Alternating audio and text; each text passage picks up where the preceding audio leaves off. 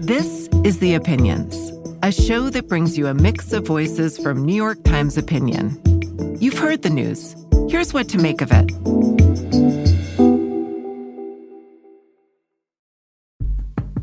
I'm Patrick Healy, deputy editor of New York Times Opinion, and this is The First 100 Days, a weekly series examining President Trump's use of power and his drive to change America. This week, I wanted to talk to my colleague, the columnist Lydia Polgreen. For the past year, Lydia has been reporting from around the world about migration and how the global population is shifting.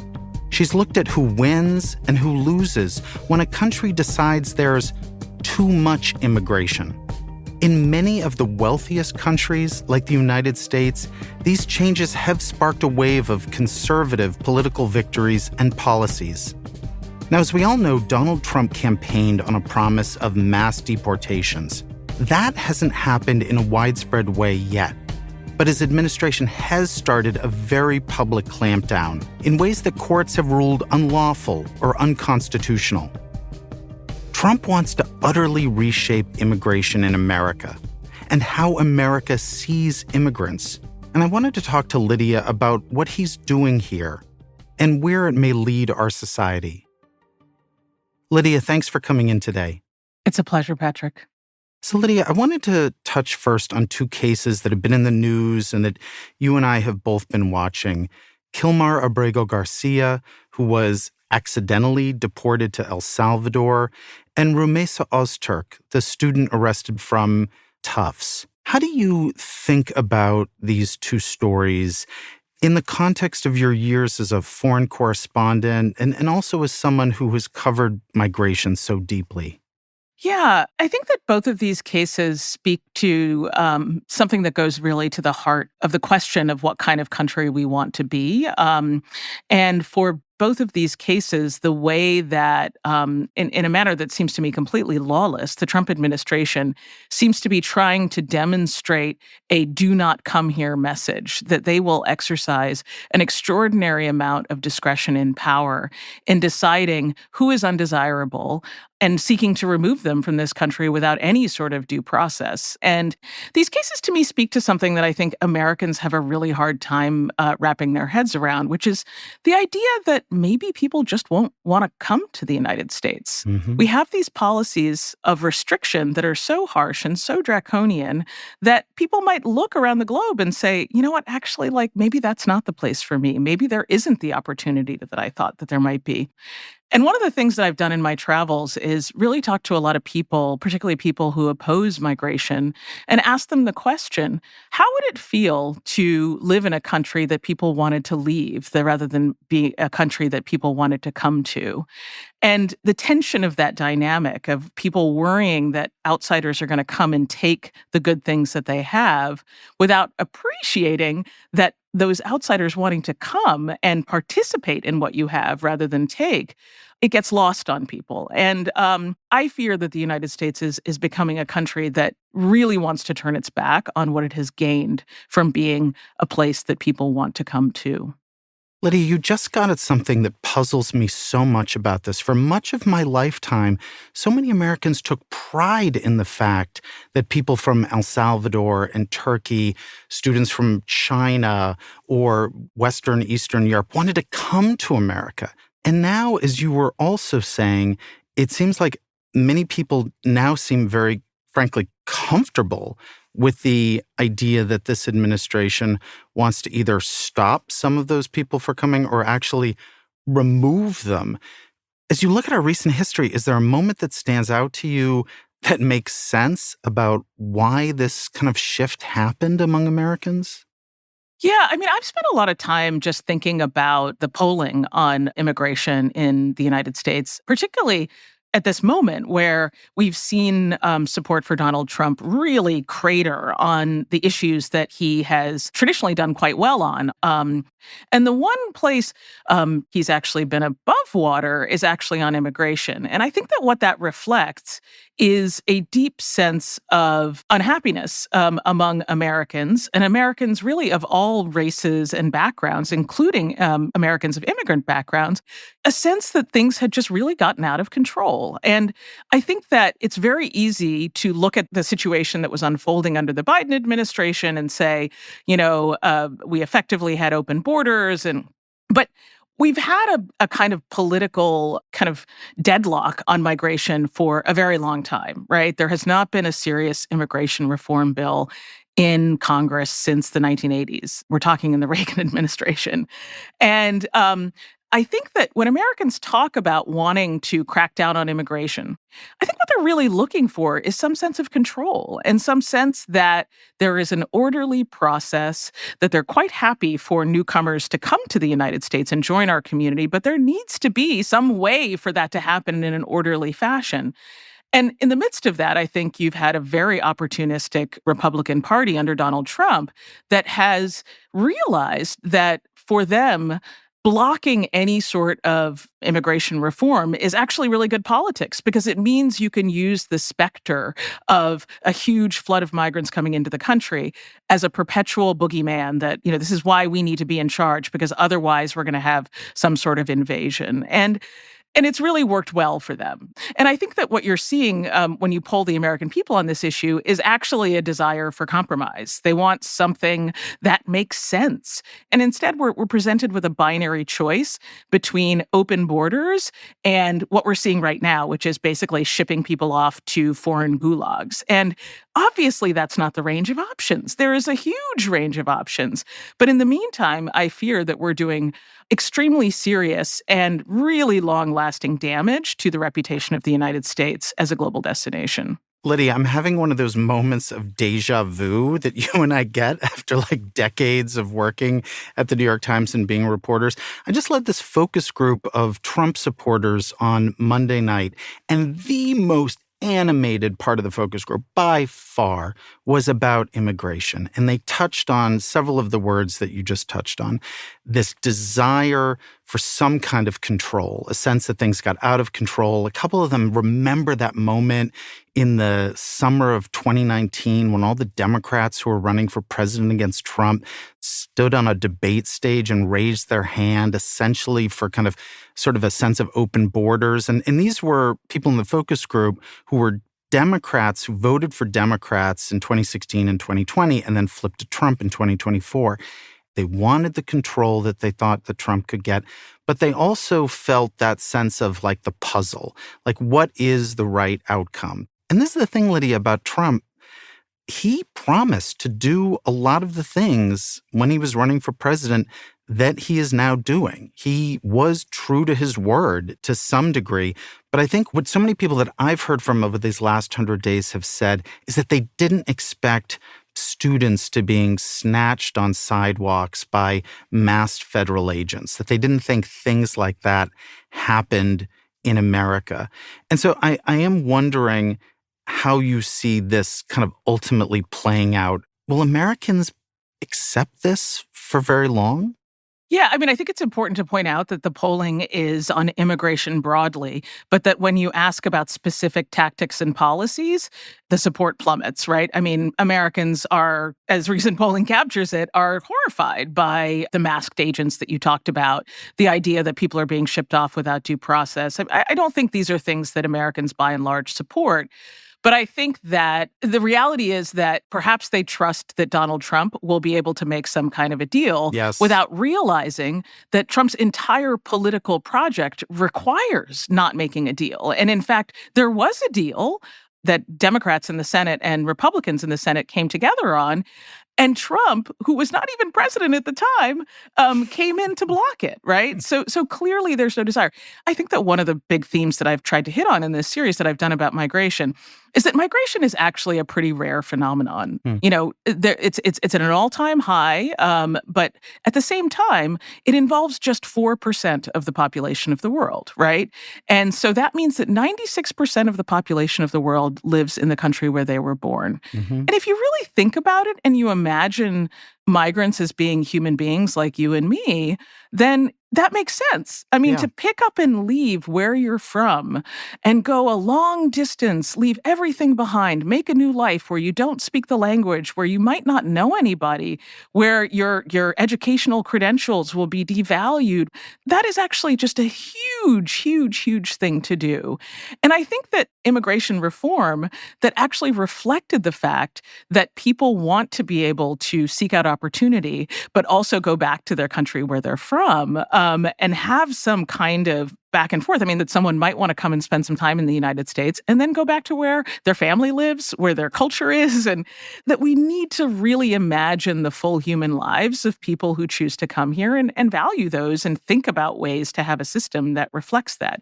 And I think like those focus group people that you talk to, I think they would intuitively understand that because they themselves have experienced that. You know, maybe you moved to New York City, but ultimately your heart is always in, rural Nebraska because that's where you're from. And in some ways, that's what's missing in our conversation about immigration is just a real recognition that these are people who want to live lives that we would recognize as lives that we live ourselves. I get the sense in talking to people that you may be right. They may be open to that kind of flexibility, fluidity, kind of the non-binary, but that they want security first. They want to see evidence that both parties take this seriously. They want some sense of control. But I do think also they're influenced by a point you made earlier, that even though it's only 4%, the boogeyman effect has really taken hold for a lot of people, that they see it as larger. I remember in 2018, during the midterms,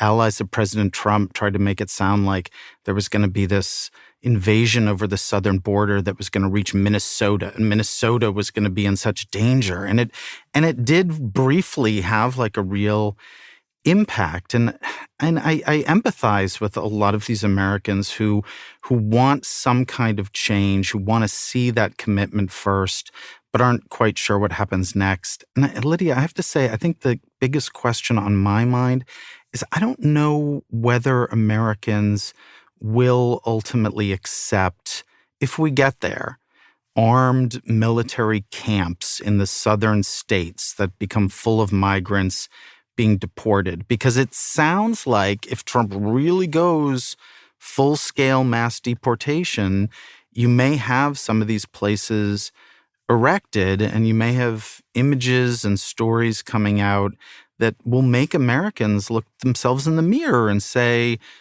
is this what I want in my country? And I do wonder, in your experience overseas or just in America, what you think the tolerance would be for that.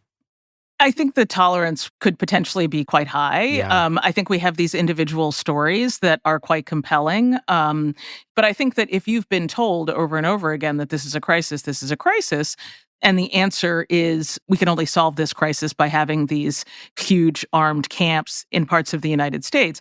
But the other thing is that this deportation regime is actually not going particularly well. I think he has not gotten the numbers he promised, right? He's not gotten the numbers that he promised.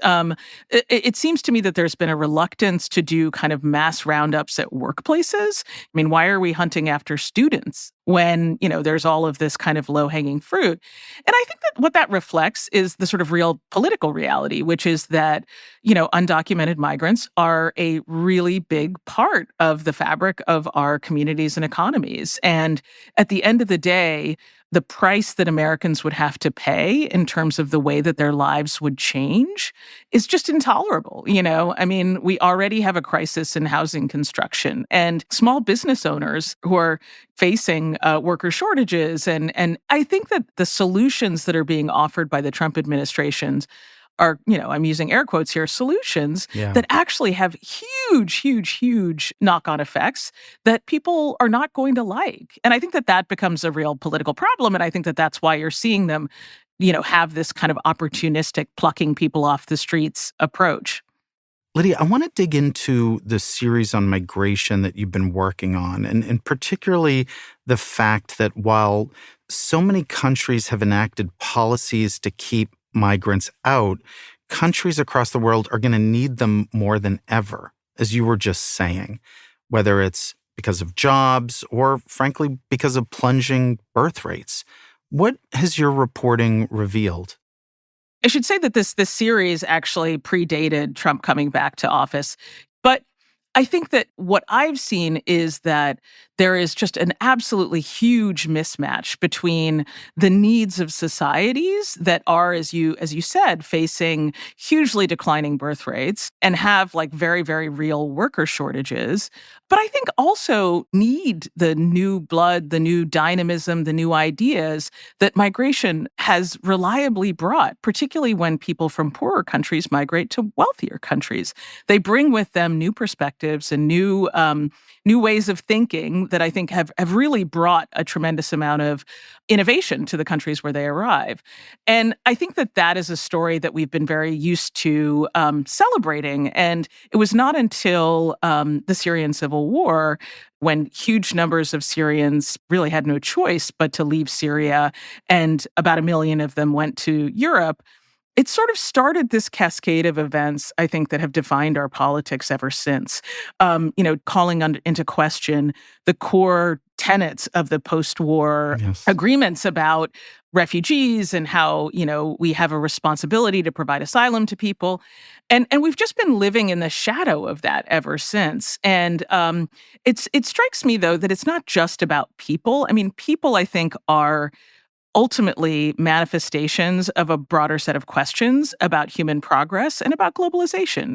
So I think that in some ways it's reflecting a sense of having reached a bit of a dead end, that societies that ultimately are saying, we don't want more migrants, are saying, we don't have any more we don't see a future. We don't see progress happening in our society. We have to hunker down and really focus on taking care of our own. And I think it's very hard for them to imagine a world in which no one wants to come to their country. I think it's hard for Americans to imagine that. Yeah. Lydia, why does migration cause such an impact on how regular people think about their countries and societies and themselves? Because I would argue that the migration you were talking about from Syria, parts of the Middle East, had a more profound effect on Europe over the last 10 to 15 years and how people in certain countries thought about themselves, thought about their lack of control, became resentful or angry than the Ukraine war or Brexit or Putin and Orban and the rise of kind of authoritarians, more than anything else. But what is it about migration that sets people off so much? Well, change is hard. I think Yes. that figuring out how to live alongside people who don't look like you, who maybe speak a different language, who are, practice a different religion. This has always been a human challenge. And this country was really built on waves of different kinds of people coming here. And that was always uncomfortable. There have been periods in the history of the United States where certain groups of people have been declared undesirable. The Chinese Exclusion Act, the 1924 Immigration Act, that basically set very, very, very harsh quotas that ended up tragically keeping huge number of Jewish people who would have very much liked to have left Europe in the run up to World War II to seek safety in the United States. Many of them scientists, people who could have made extraordinary contributions to the United States. And I think that, we can look back on that and see that as actually a tremendous loss for America. One economist who I spoke to had written a paper about the impact on innovation from that Restriction Act in 1924. And in the paper, she wrote that the loss to American science during this period was the equivalent of eliminating an entire physics department at a major university each year between 1925 and 1955. Mm. But I think that at a moment where I think a lot of people are looking at their lives and wondering what the future looks like, and if this kind of story of limitless expansion and always moving forward and being able to take the best people from all across the world and integrate them into our society, but then also have them teach us new things. I mean, this is the sort of fantasy version of the United States that you and I, we're both Gen Xers, you and I grew up with. This is what we learned in civics class. I think that there's a real sense that, kind of upward incline, of our prospects is over. And what you get is the politics that we're in right now. So interesting to me, Lydia, what you're getting at, the relationship that Americans have to change. And I feel like migration encapsulates that so powerfully because people, again, have to kind of look at themselves in a mirror and ask, who am I? Who do I want from my neighbor? What am I comfortable with? Why am I uncomfortable with this? Those are really hard questions, especially, I think, for a society that may feel like things are out of control. Yeah, and I think that look, I spent most of my life living outside of the United States in countries with very, very real problems, and so I am not that sympathetic to Americans who feel that things are out of control because I've lived in places where things were actually out of control, where the state's ability to exercise a monopoly on violence was, tenuous at best. This is a rich country. This is a country of people who just don't have problems in the way that other people in the world have problems. And so I think that that's part of the answer is that I think we struggle to imagine what real privation and real problems might look like. Absolutely. Lydia, in your years as a reporter and a columnist, you've covered autocrats, authoritarians, you've covered reformers, small d Democrats. You have insight into what drives leaders and why societies are drawn to certain kinds of leaders at certain points. What does it say to you about America and our society that half the country wanted Trump back as president? Well, not quite half. I get into fights with that. I sometimes say not quite half, and people are like, can't you cut him some slack? He basically got No, half. absolutely not. Absolutely not. This man is a monster. You shouldn't cut him any slack. Okay. I personally don't believe that the president of the United States needs any slack. You're the most powerful person in the world, and facts matter. But anyway, Some of our fellow Americans feel the way, but what does it say to you about what America? Why did this country want him back? I think that it all speaks to this desire for some kind of change, and the way that that's been interpreted and the way that that is, people will grab at the options that you give them, and I think there is a feeling that the country is not going in the right direction. There's dissatisfaction over globalization, over migration, over all of these the state of the economy.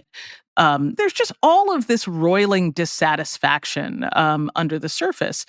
And, I think when you have a leader who has a simple story of how they can fix problems and a voting population that feels that it is constantly being sold a bill of goods, lied to, promises made, and then promises not kept, that there's a certain attraction to someone who's offering up simple solutions. And, the reality is that we have had these kind of binary choices for much of my lifetime, right? I remember in the 2004 election, when George W. Bush was reelected, everyone thought that was just the biggest catastrophe that they'd ever experienced. They just couldn't believe after WMD and, the tax cuts, all of the things that Bush had done, that he could be reelected. And it seemed after John Kerry lost that the Democrats were just going to be in the wilderness for a generation, Yeah. But then what happened? A singular figure emerges. Yeah. Things change. There's a change. global financial crisis, right? And I think, if you look at the 2012 election on the where the shoe was on the other foot, right? The Republicans losing that election thought that they needed to go in this, completely centrist, moderate direction. And what happened? A singular figure emerged who came in and upended everything. And again, I don't want to compare Barack Obama to Donald Trump because I think they're very, very different men. But I think that what they have in common is that they were able to articulate a clear and extremely compelling vision of where they were going to take the country. Absolutely. And so, we're in this moment where I'm not saying that we need to get down on our knees and pray for a savior, but I actually feel like we're in a moment where both parties are facing this problem. People want to be inspired. I think the American character is to prefer inspiration over fear, But barring that, if you don't offer inspiration, the boogeyman is the next best thing. I think that's so true, Lydia. And I would just add that Donald Trump also inspired a lot of Americans, but I think he did fail to deliver in that sense, especially during COVID. And now with what's going on with the economy and tariffs, he may have had a very consequential first 100 days, but he may well end up having a pretty historically unpopular presidency. Lydia, I want to end with going back to the world and America's role in the world and what Trump is doing to that role. You have been so thoughtful over the years about America's promise and what America gets wrong, its fundamental flaws. And I just want to ask you, what do you see Trump doing to America's role in the world at a time when the world needs America and America needs the world? Yeah, I think that having spent most of my life living overseas and particularly living in poor countries in Africa and in Asia, there's such a mix of admiration, longing, and resentment for the United States, right? That experience of dependency, of needing American aid or needing America's assistance if you're a NATO country, of kind of living in a global economy that's dominated by the United States has been a source of just extraordinary resentment. And what I think Donald Trump has done is actually given people permission around the world to give full voice to that anger and resentment at the United States that has always kind of bubbled below the surface. America has been the hail fellow well met on the global stage for a very long time.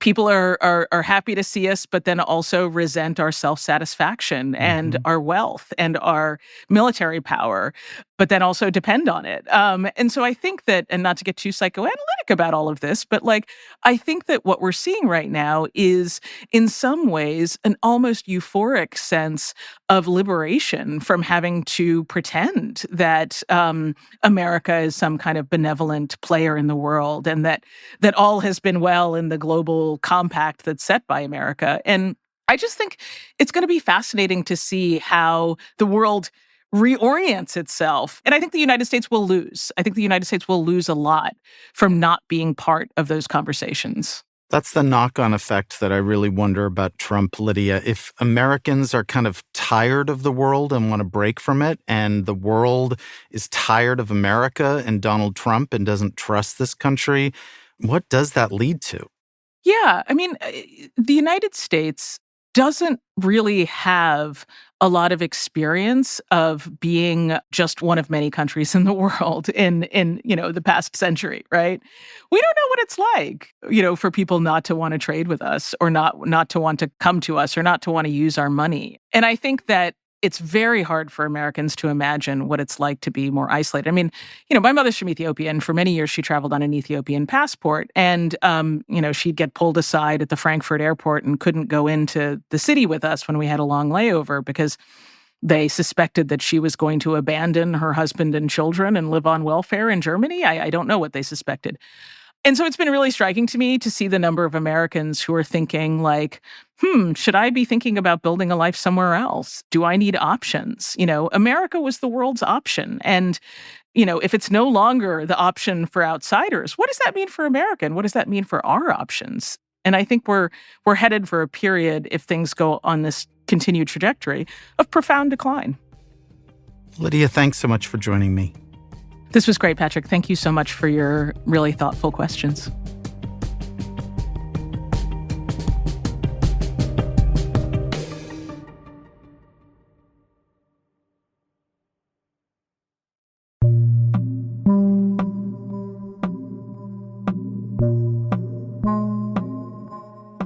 If you like this show, follow it on Spotify, Apple, or wherever you get your podcasts. The Opinions is produced by Derek Arthur, Sophia Alvarez-Boyd, Vishaka Darba, Christina Samuelewski, and Jillian Weinberger. It's edited by Kari Pitkin, Allison Bruzek, and Annie Rose Strasser. Engineering, mixing, and original music by Isaac Jones, Sonia Herrero, Pat McCusker, Carol Saburo, and Afim Shapiro. Additional music by Amin Sahota. The fact-check team is Kate Sinclair, Mary Marge Locker, and Michelle Harris. Audience strategy by Shannon Busta and Christina Samuelewski. The executive producer of Times Opinion Audio is Annie Rose Strasser.